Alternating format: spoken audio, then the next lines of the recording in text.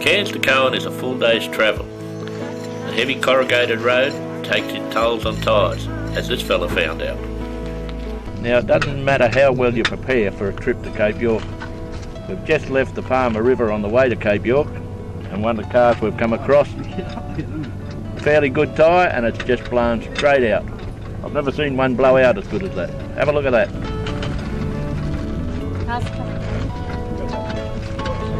Not too far down the track, a local pedestrian has come to grief. This croc was cooling off, and a vehicle has made him another road statistic. But like everything in this wild and beautiful country, nothing goes to waste. If my luck holds, I intend to camp at Cowan River tonight.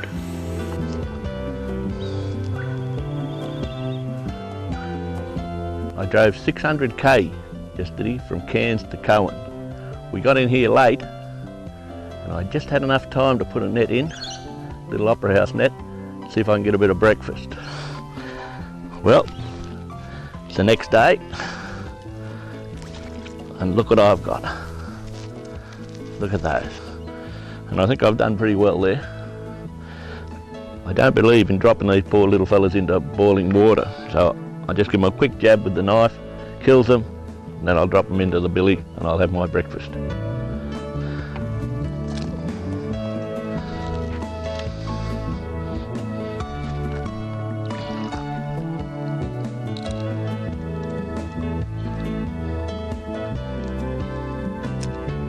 Now, I knew these little fellas were in here, because last time I was here a couple of years ago, they were in there biting me toe when I had a swim. Now, I've only taken just enough for breakfast, so next time I come, there'll be even more here. And they're beautiful, I can tell you. After breaking camp, our next stop is the Wenlock mine. To reach the mine, we have to cross the Wenlock River. On this trip, I intend to cross the Wenlock 4 times. The Wenlock mine has a lot of history. The first would be the old grave, just after you turn off the main track. The story goes that this poor fellow was murdered. One of the other workers killed him a little way up the river. Thinking the body would be washed away, he would get away with his crime. But not so. He'd only travelled a short distance and was caught on the banks of the creek, and the murderer was caught.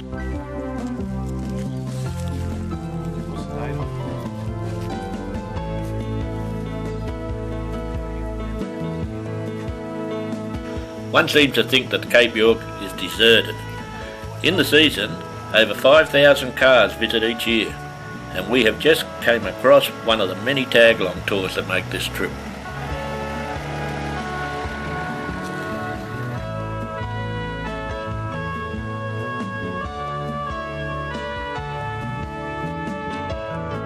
About the middle of the last century, a native woman was walking into Cowan. Anyway, she kicked the toe and she looked down, there was a lump of gold, and that was the beginning of the Wenlock gold mine. And what it developed it into, this is what the crusher and these other big machinery were all carted in for about 90k off the coast.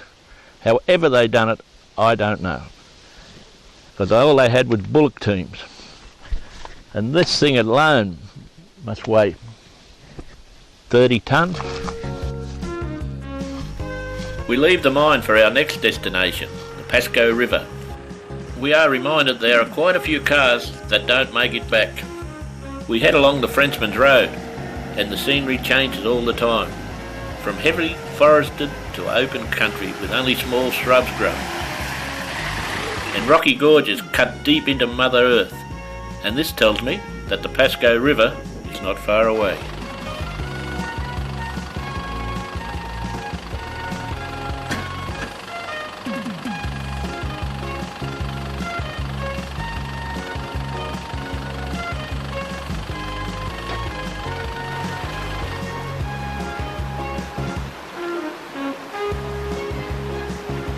The tag-along which has followed us watches on anxiously as my cameraman, Stan, crosses.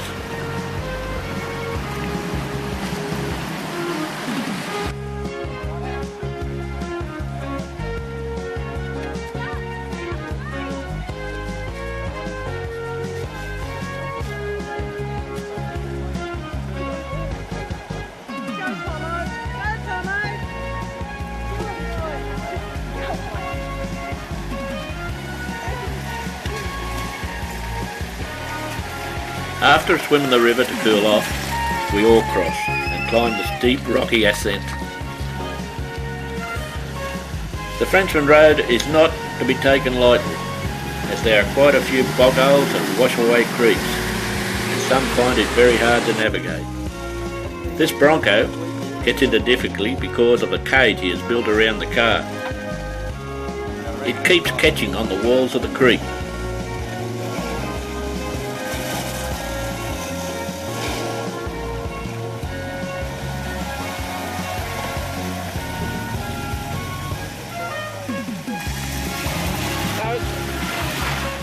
Back again.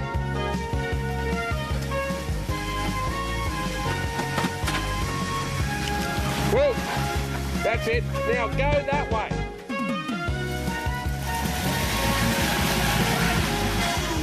You're turning it. Keep your wheel straight. Yeah. Okay, hang on, Will. Right, she's catching on that bank. We reach the Wenlock and make camp. This is the second time we have crossed it on our journey, and all the kids on the tag-along cool off before making the 3-hour drive to Weipa. The break gives everybody a chance to get things back into order, even the youngest member. The wildlife is quite plentiful on the Frenchman Road, but you have to keep your eyes open. This flock of emus could easily be missed as they blend into the bush and become invisible. A mob of wild horses are very wary of us and just stay out of harm's way. I don't think the Bronco is going to make it to Weipa. The driver has to make running repairs all the time. I cannot stress enough, if your car is not 100%, don't bring it up here. It will only break your heart trying to fix it in these conditions.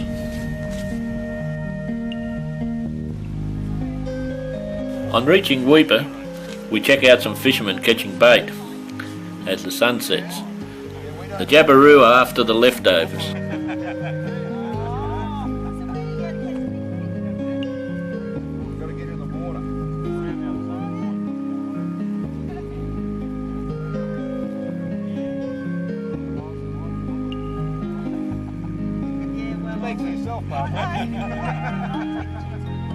Next morning, I go fishing with Cameron, who owns a heritage resort in Weipa, and after all the corrugation, I'm looking forward to it. Cameron's boat, with its two 90 horsepower motors, would have to be one of the best on the Cape, and it takes no time at all to get to the best fishing grounds. And cast this in towards the shallows and just wind it back slowly so he'll just swim along on the surface, and hopefully he'll get nailed. How you going, fella, alright? Yeah, your day's not going to get much better. You reckon we'll get one with like that? Well, we better. So what we'll do now is we'll just, very simply, there's a nice simple easy reel to use, just a simple egg beater. Just flick him over, just saw a bit of bait flick over from the shallows. Cast him right over the bank and just wind him back real slowly so he'll swim along the surface. See what you get there, Frank. Good luck, mate. Righto, buddy.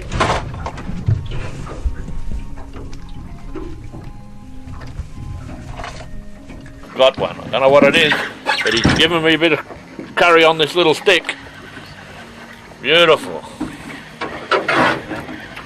These creeks up here, unreal. Get in here. And then we've only had the line in a couple of minutes. He's coming up now. Beautiful. Look at this. Now look at that, Rodney. Eh? There's dinner. There's dinner, mate. It took 5 minutes. I'm sorry it took so long.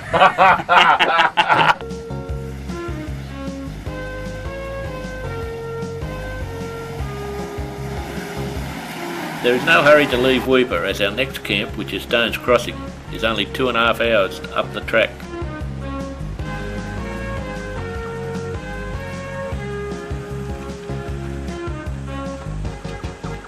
I send Stan to test the depth, and he is a bit dubious, as a croc took a cow here when last time he was camped here.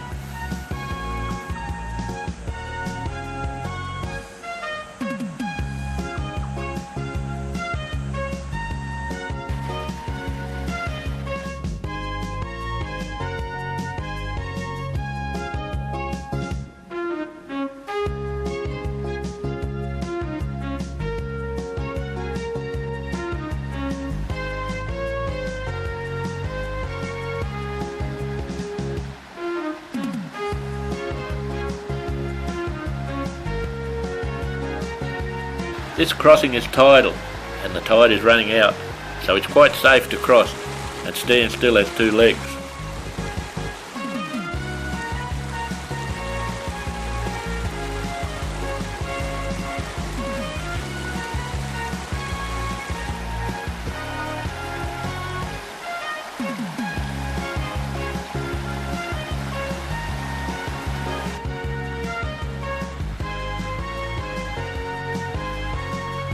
None of these crossings can be taken lightly. One slip and you could fall into a deep hole.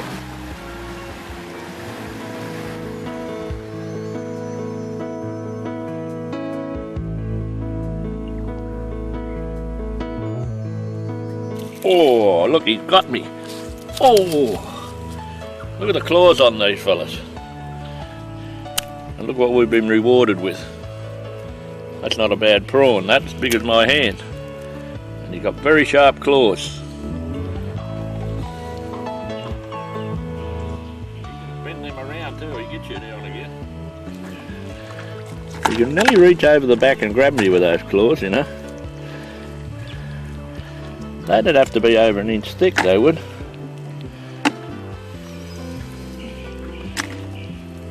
Oop! Look at him grabbing me.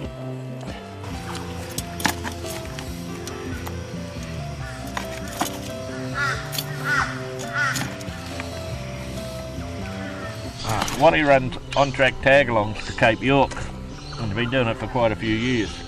Tell us a bit about your tag-along, Well, Frank, it's a 14-day trip up to Cape York, obviously. Zigzag across the peninsula, some of the good places, Gunshot, across the Jardine if water's low enough. You go down to Dalhunty and all that? Certainly do, we keep the Dalhunty. Oh, that's good, eh? Very splendid. Well, we might eat these wild. Very good, Frank. Let's get into them. Righto, buddy. Which one do you want? Oh, the biggest one. The hottest one. Yeah, good on you. This hole in the river looks peaceful enough, but last night, when we shone the spotlight over the water, Croc's eyes were everywhere. The girls are just checking out the high tide. They can see the water has stopped running.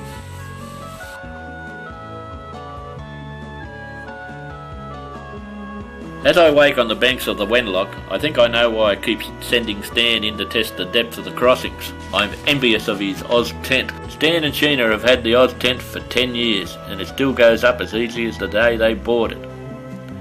It's so easy that Sheena puts it up everywhere they go. Lucky Stan. Well, it's time to break camp and head for the Dalhunty River, our next camp.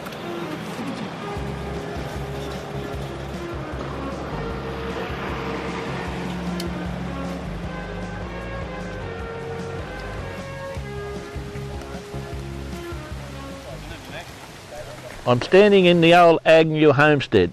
There's not too much of it left now. Over here we have old cars, left-hand drive, so they must have been imported. Just over the other side there, there's an oven. The ants have taken the oven over again. They've completely built it in. But when they were using it, this would have kept all the heat in to make their bread. Very brainy men in them days. They adapted things so they had to use what they had. The termite nests seemed to grow bigger where they cleared at the land aeroplanes here. As we drove in over the old aerodrome. And these termite nests are much bigger than in the natural forest. The size of these ants' nests. These are what they call magnetic ant nests. They point north to south. And they're everywhere here. After leaving Agnew Homestead, Stan shows an Adelaide family on the tag-along, one of the local residents, a frill-neck lizard.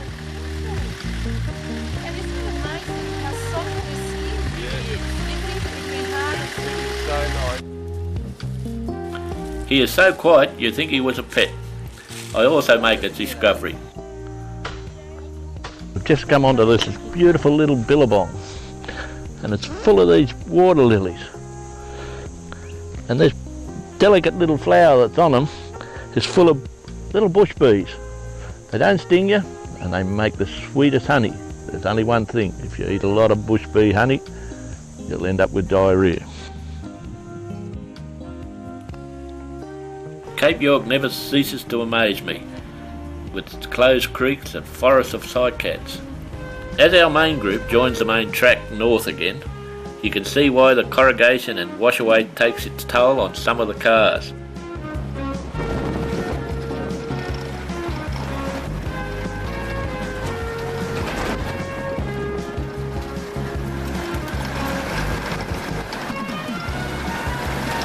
Now here's what we've been looking for, the Telegraph track. And it doesn't take us long for our party to run into someone in trouble.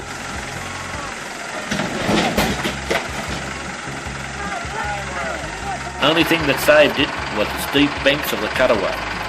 Bit of help from our crew and he's on his way. This incident just reminds us you have to keep your wits about you all the time.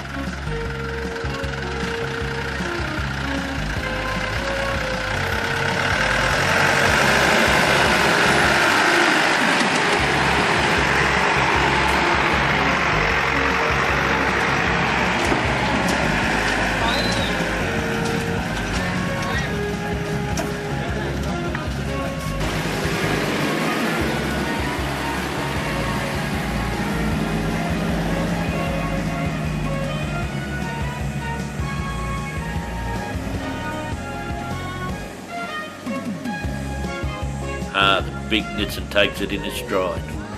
Just a short trip to the Dalhunty River, where Sheena and Stan's tent is up in no time at all. And I show the kids that seem to have joined us how to make damper on a stick. A little flour and water mixed into a stiff dough, then place it on a stick, and then the kids can cook them themselves. Even the youngest wants to get into the act. When the damper is cooked, pour golden syrup or honey down the middle when you have removed the stick. Tastes good, eh? Yeah. Yummy. Hey, Jackie. Yeah, strip it from the end. You got to suck the end. Hey, look what happens when you turn it. It's like that. Then when you... Even the big kids want to play. All of us big kids. Anymore? Yesterday we travelled from Stones Crossing to the Dalhunty River. A beautiful spot, but like all beautiful spots, it has its little nasties. And I found one here on this log, and it's what they call a scorpion. Now these scorpions won't kill you, but they'll sting you, and they make you pretty crook. So leave them alone. If you see one, have a look at it, don't touch it, because that's what I'm going to do.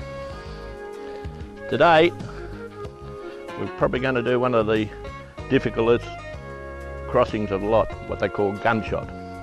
The car will be going down nearly vertical, and that's about an hour up the track. So I'm looking forward to that. So let's go and do it.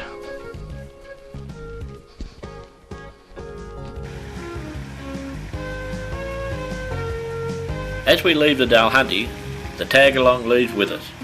I don't mind, as I find they are good company, especially the kids.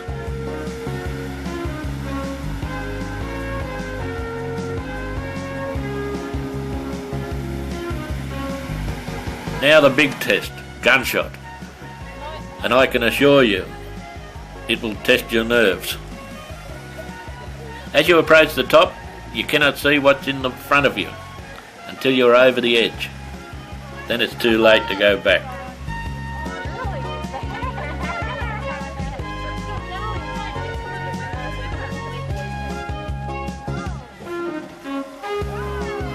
It's like a Big Dipper. You're looking straight down and you have to keep going. You just cross your fingers and hope your car can take it.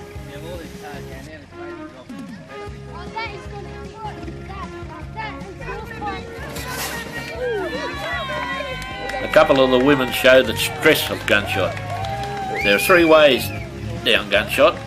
We chose the easiest. We're going down gunshot and we're happy. Right, Irene?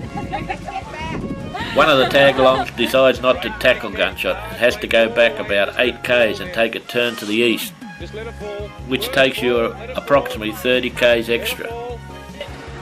That's it, she's just falling down. Slowly, handbrake, foot brake slow. That's it, slow. Just let her fall. That's it. Right.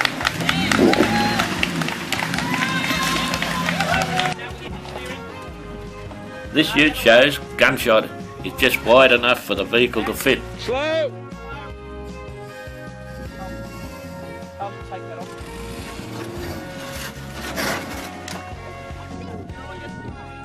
Alan, can you move? Oh, sorry. Lovely.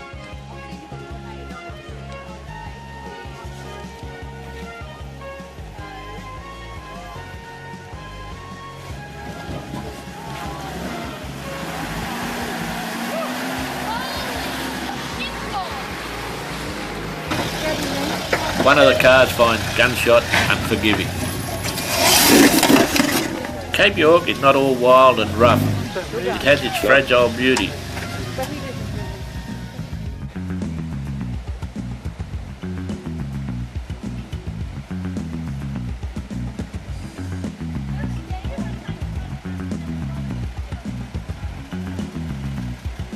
Another crossing, Cockatoo Creek. Everybody takes their time and nobody has a problem.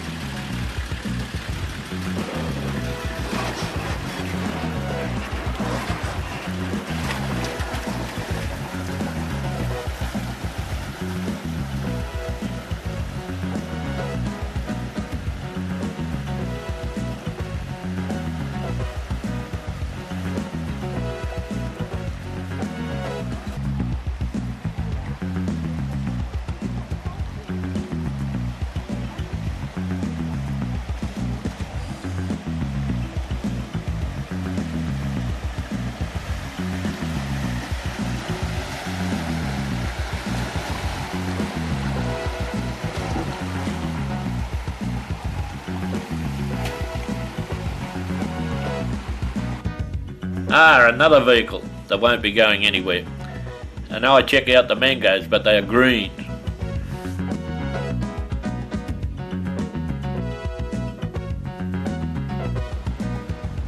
As soon as the road widens, the heavy corrugation starts again. But it's all worth it. Fruitbat Falls, it's just down the road.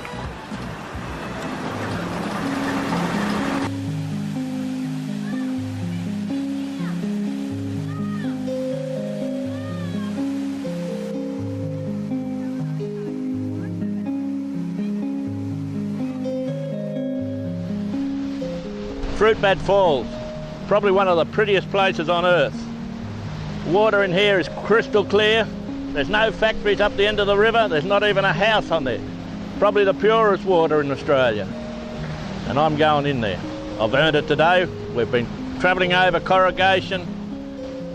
This is my reward and relaxation now.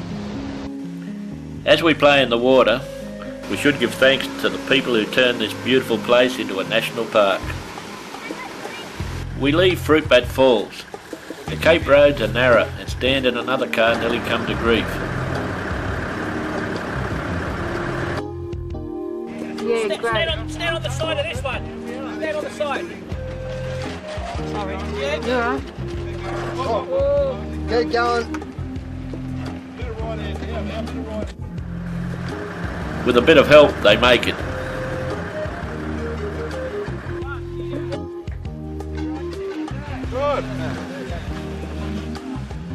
Just a few kilometres down the road, and a creek or two, and you find another hidden jewel of the Cape, Indian Falls.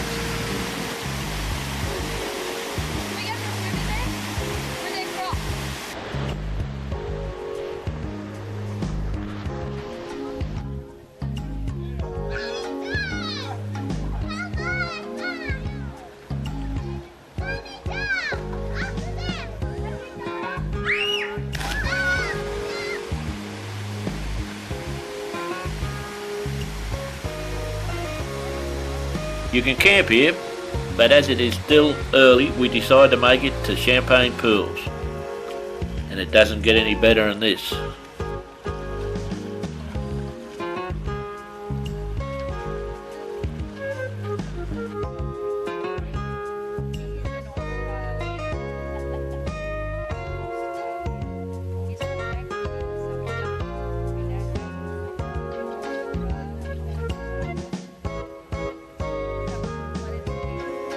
Everyone relaxes, and it looks like Jaffle's on the menu.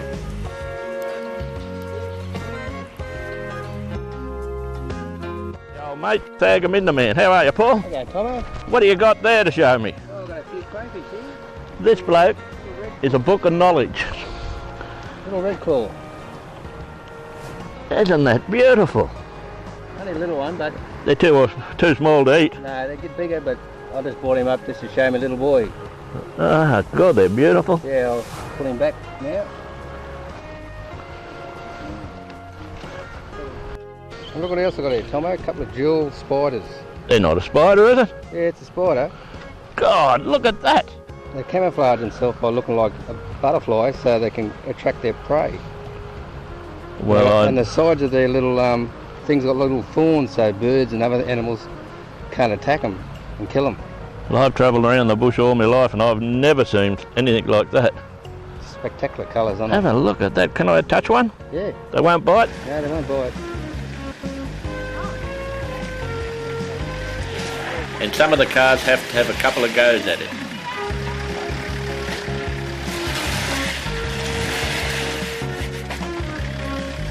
The girls hate it. The girls hate it.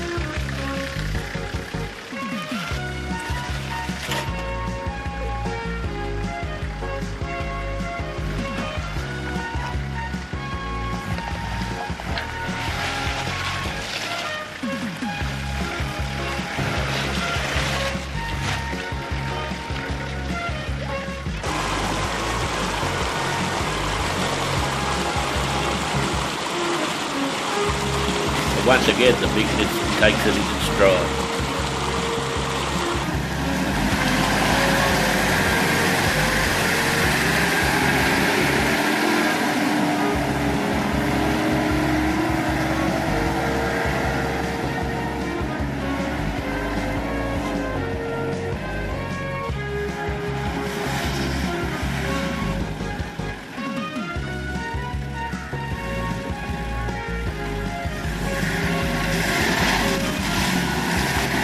In the heat of the top end, these lovely pools are a welcome sight, and we can't keep the kids out of them, even the biggest kid of them all, me.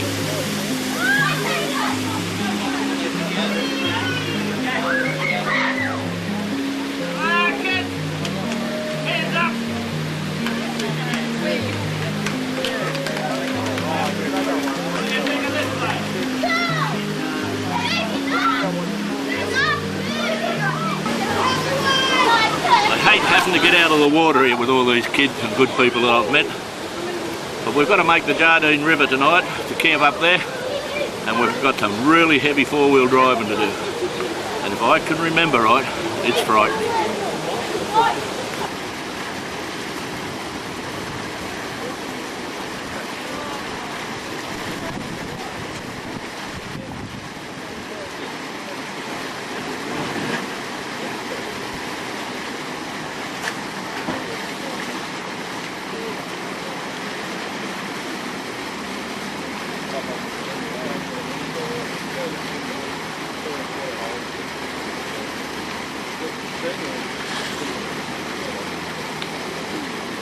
Swearing on Sam's video.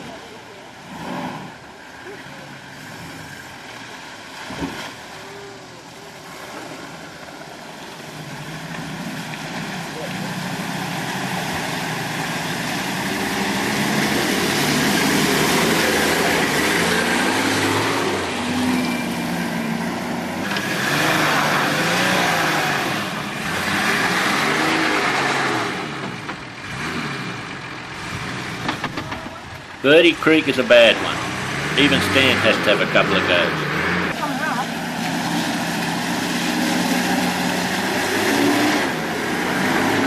And I zigged when I should have zagged. Which just goes to show you, even the experience can get into trouble on these treacherous tracks. Hey! Don't do anything. Let's have a look. Yeah, you hold it good.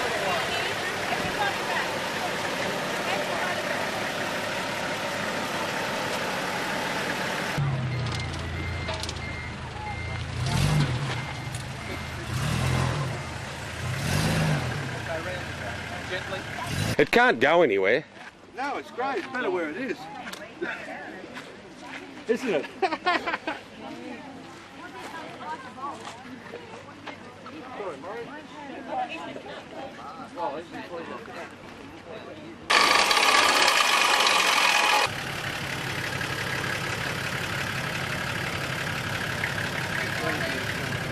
He needs somebody.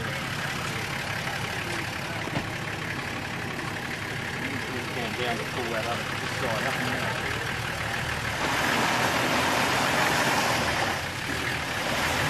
Wait. Oh, hang on. Wait a minute. Just hang on. Just.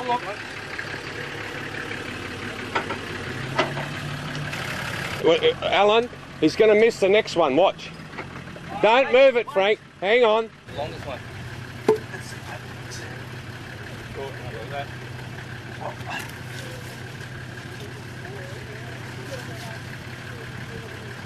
Right through there, Frank. Keep going. A couple more inches. What?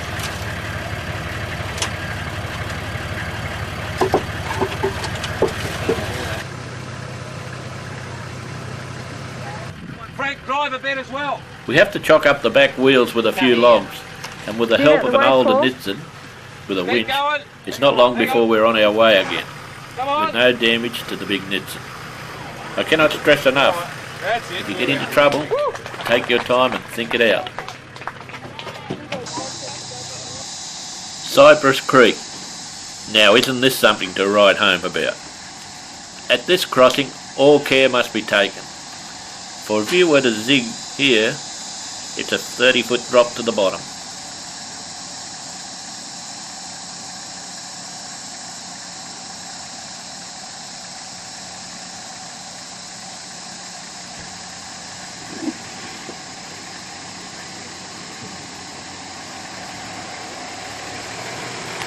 We're just getting the cars over Cypress Creek.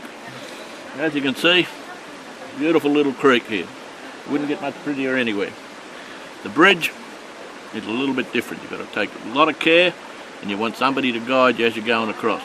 But done properly, it can be quite safe. One has to be straight before even attempting to cross.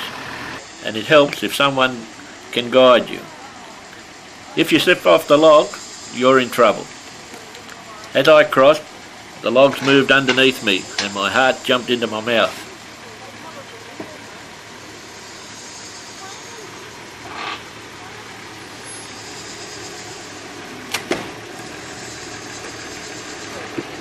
Everybody makes it safely, and just down the track, another bog hole, where Jeannie comes to grief as she tries to cross on foot. With a little help, she makes it.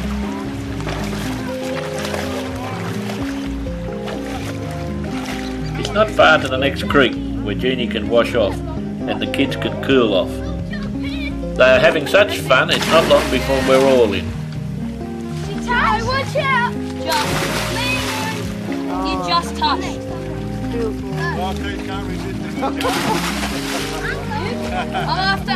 after Amy. They got no imagination at all. It's a pretty neat nest, though. I discover a beautiful white lily. Nolan Brook is the deepest we've crossed so far on this trip. The water is just over the Niston's headlights. If it was any deeper, we would have to use the wobbly bridge that the kids are jumping on.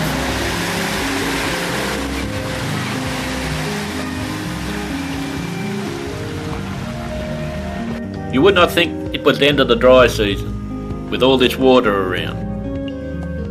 We've moved up now to the Jardine River.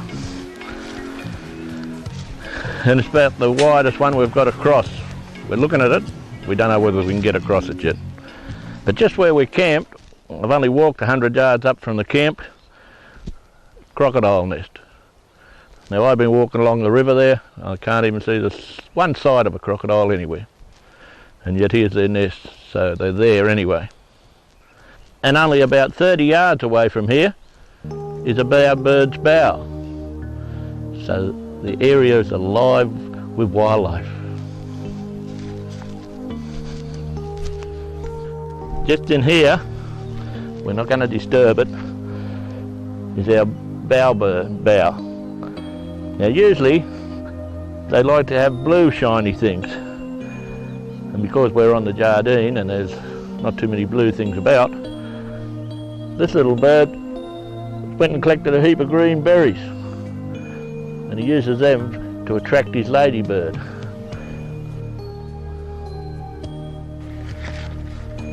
And these are the little green berries that the bowerbird was using in its bow.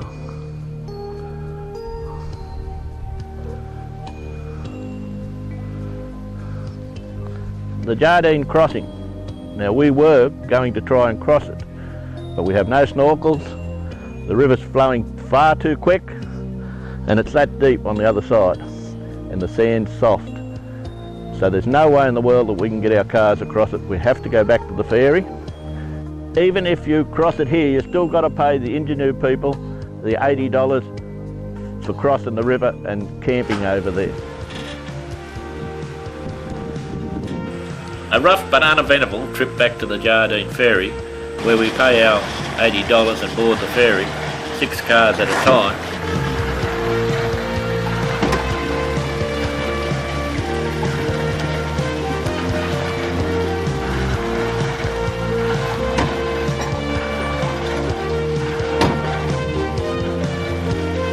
The boys get a little local knowledge from the driver before setting off for Sacia. Sacia is the most northern port on the Australian mainland, and the wharf is a fisherman's dream. Here the locals don't mind you joining in, as they catch a variety of fish. Most fish can be taken from this wharf, including barramundi. No wonder with all this bait fish around. The next day we book a trip with Bob Scott, who owns the Cape York Explorer. Before we leave, Bob gives us a look at one of the illegal boat people's boats, and it's a real rust bucket. He informs us that the authorities are in the process of stripping it, and then they are going to take it to sea and sink it and make an artificial reef. The trip through the islands is eye-opening, and Bob takes us to have a look at a monument. He tells us that Captain Cook planted a flag here when he visited the top end. Now it's time for a little bit of fishing. We only have the lines out for a few minutes, and we're in business. Every terrific order. Lines are going off everywhere, and it's not long before we have enough to feed us all.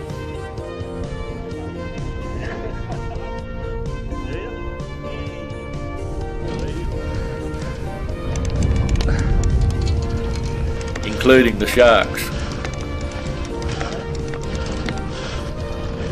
Well, There's Trevally, eh? the Razor Gang got him. That's all they left me of this fella. But there's plenty of them here, we'll go back in. Bob runs the fillets off the fish in no time at all. It's one of those days that you don't want to end. But like all good things, it has to. The camp rises early and everyone is excited. For today we are going to travel the last few kilometres to reach the top of Australia. Just give us a nice little smile. That's cute. Oh, good, I'm cute. It's ugly, but it's cute.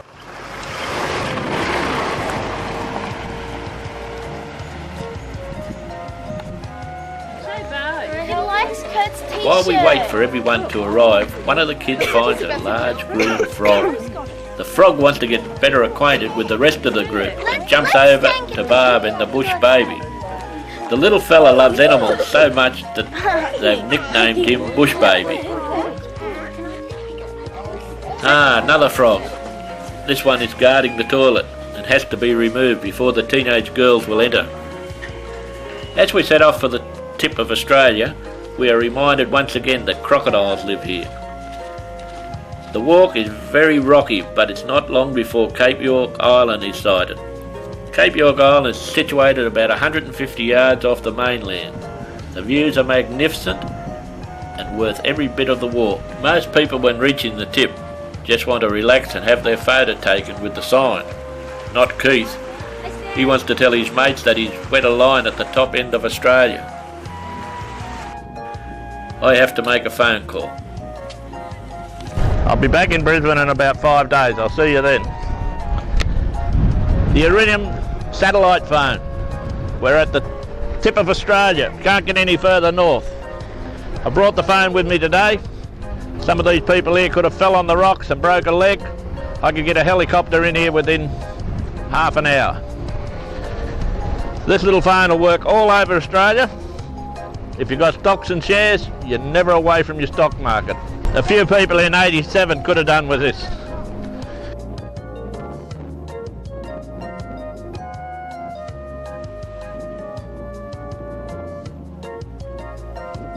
It's a hard track up the Telegraph track for the young and the old, but this is the ultimate reward.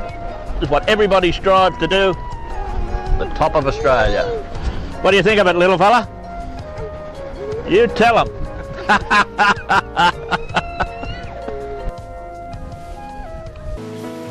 After leaving the tip, our next stop is Somerset. Somerset is where Frank Jardine and his family once lived. Somerset looked like being another Singapore, but when the government support was withdrawn, it went into decay, and today only a few graves and ruins remain. Some of the graves are decorated with chains and other metal objects.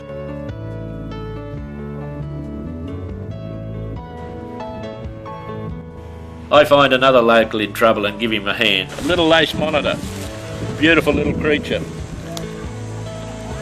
Now I've just picked him up off the road before somebody runs over him, and I'm going to let him go on the tree so he'll live for another day. Come on, you little fella. Look at him.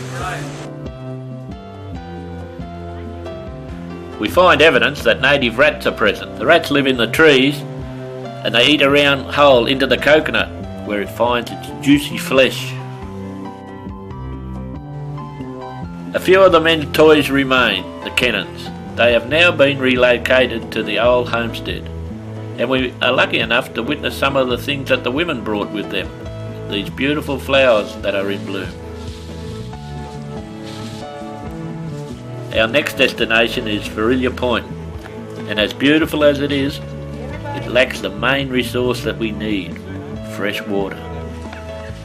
Before you're going into Vrilya Point, stop here at Crystal Creek and fill up your drinking water, because there's no water at Vrilya Point, and you won't find a better bit of drinking water than this.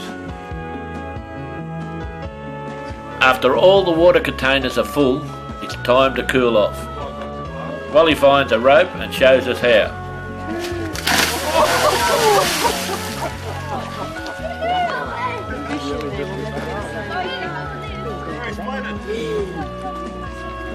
Another 2 or 3 k's and I find what I'm looking for, these beautiful flowers. These are the most delicate little flowers I've ever seen, and I've only ever run across them up here on this section of Cape York. As you can see, the buds are just coming out, there's not a leaf on the plant, and you can also get them in an orange. This one's a lovely little red. Don't know what they're called.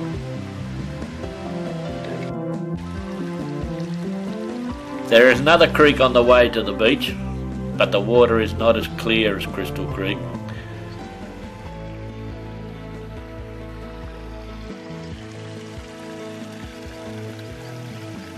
Once on the beach, it's about an hour's run south, where we intend to camp. The sand is very soft, and it's not long before we have to let some air out of the tyres.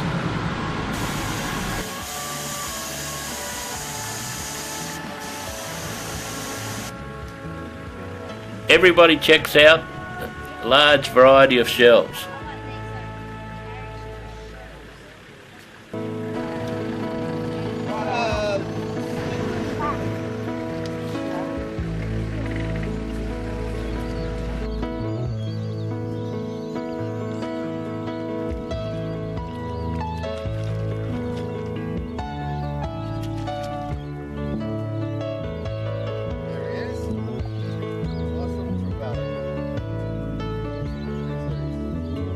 After we make camp, as always, Keith is the first to get a line in.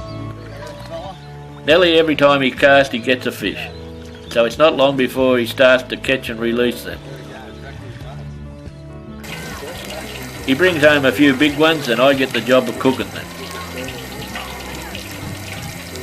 Well, that took no time at all to cook, Al. No, and they look terrific. Oh, Your look. usual standard, I'd say, Tommo. Oh, mate, this is going to be beautiful. Fresh fish. Eh? Yeah, what a 1 day. minute swimming, next minute's on the plate. What a day. It's the best place in the world, isn't it, up here? Yeah, here. Oh, on ya. Have a nice Good day. help.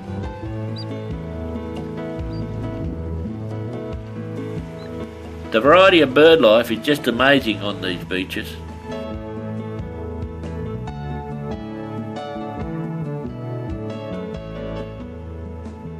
These little creek, Vrilya Point, just down the road there's a great big croc side.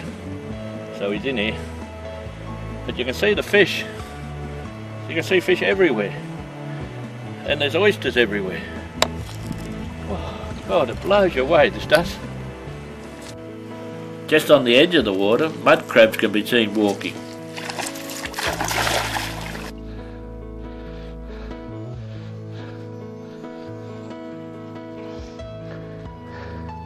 At Vrilya Point, this is the easiest way in the world of catching mud crabs. You don't even need pots. Most times we just use a little scoop net. Today I used my little throw net. Now he's not a bad crab.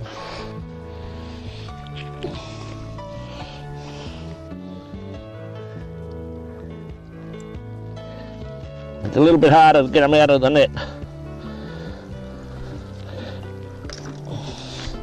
And just make sure he doesn't bite you.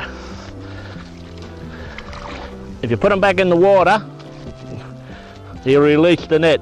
The same if he's got hold of your finger. If you put him back in the water, he'll release your finger.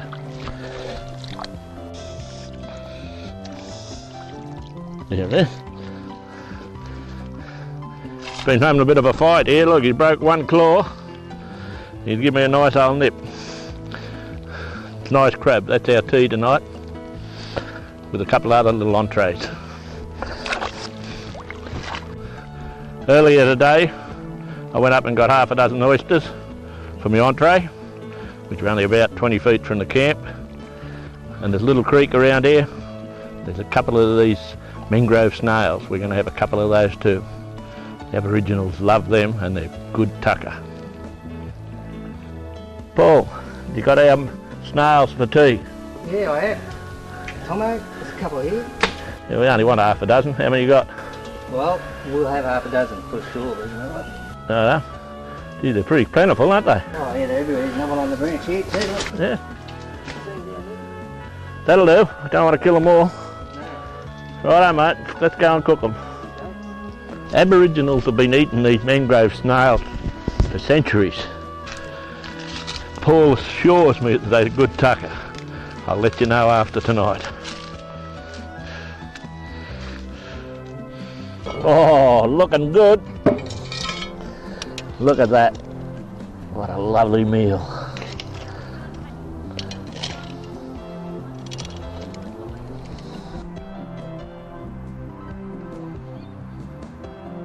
We've gathered a lovely meal here tonight. Got a crab, a few oysters, and these beautiful mangrove snails. And they are beautiful. What do you reckon about that? Better than oyster. Absolutely beautiful. As the sun sets over Vrilya Point, we have to end this journey, and it's home tomorrow. Now this has been a very hard journey, but it's been a very pleasurable one. And thanks to Paul here, a very knowledgeable one, Paul. Thanks. Thanks a lot, mate.